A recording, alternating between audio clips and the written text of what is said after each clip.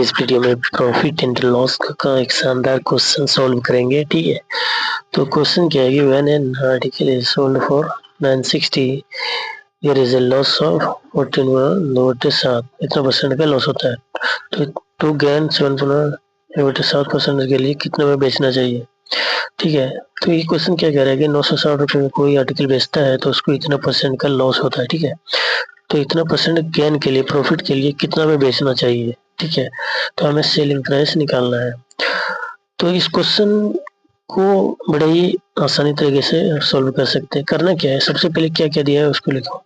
Loss कितना percentage हो रहा है, इसको 14.2/7% है। आपको परसेंटेज का वैल्यू मालूम होना चाहिए, ये याद करना पड़ेगा। ठीक है, तो इसका वैल्यू होता है कितना, 1/7। ठीक है, तो ये हो गया। तो ये जो न्यूमरेटर में है ये वैल्यू, ये क्या होता है, यहाँ पर जो दिया गया है वही होता है लॉस। ठीक है, और यहाँ जो नीचे दिया गया ये हमेशा कॉस्ट प्राइस का वैल्यू होता है। इतना समझ गया। अब दूसरा क्या दिया गया है कि कितना गेन यानी इतना प्रॉफिट पाने के लिए कितना बेचना चाहिए। तो प्रॉफिट का वैल्यू दिया गया यहाँ पर, प्रॉफिट का वैल्यू 7/7% दिया है। ये इसका वैल्यू होता है 1/14।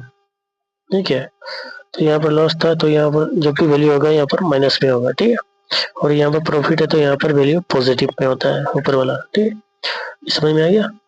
तो यहाँ पर प्रॉफिट है तो इसको प्रॉफिट ले देंगे, और नीचे वाला हमेशा क्या बताया था, कॉस्ट प्राइस होता है। ठीक है, आप क्या करेंगे, इन दोनों का सेलिंग प्राइस निकालेंगे। ठीक है, तो सेलिंग प्राइस क्या होता है, न्यूमरेटर और डिनोमिनेटर को जोड़ देंगे। ऊपर में -1 है, नीचे 7 है, तो क्या हो जाएगा सेलिंग प्राइस ऊपर का 7 और माइनस है कितना हो जाएगा 6। ठीक है, ऊपर का सेलिंग प्राइस निकल गया।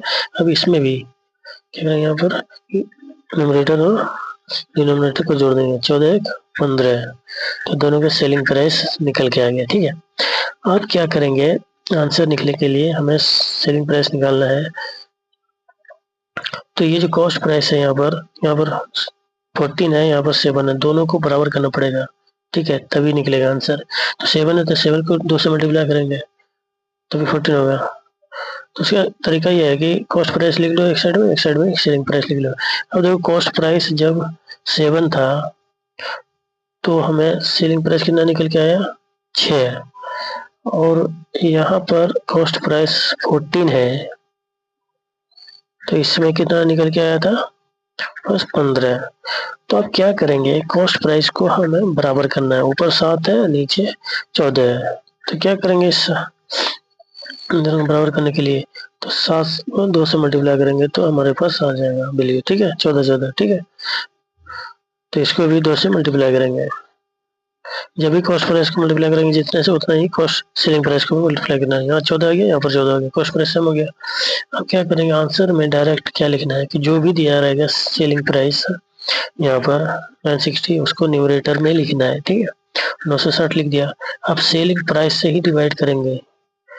ठीक है, कहाँ पर, ये वाला। ठीक है, फर्स्ट वाला। ठीक है, जो यहाँ पर कितना था निकल गया 12, और सेलिंग प्राइस यहाँ पर निकल गया है लास्ट वाला 15, इससे मल्टीप्लाई कर लेंगे।